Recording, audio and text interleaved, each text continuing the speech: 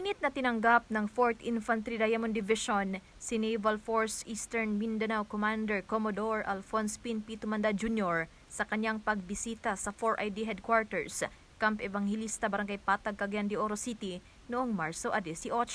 Mismong si 4ID Assistant Division Commander for Reservist and Retiree Affairs, Colonel Ted B. Dumusmog, ang nanguna sa company size arrival honors para sa naturang opisyal. Ang pagbisita ni Commodore Tumanda ay naglalayong paigtingin ang pagkakaisa sa admin at operational na aspeto ng misyon ng 4ID at ng Naval Force Eastern Mindanao Command, lalo na sa pagbabantay sa maritime borders at coastal communities laban sa banta ng terorismo. Samantala, pinasalamatan naman ni 4ID Commander Major General Jose Maria R. Cuerpo II si Commodore Tumanda sa pagbisita nito sa dibisyon.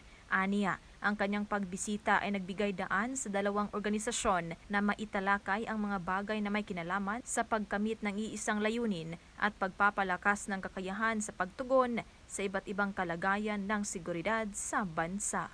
Napapanahong balita, serbisyo publiko para sa Pilipino. Ella Rivera, 4ID News.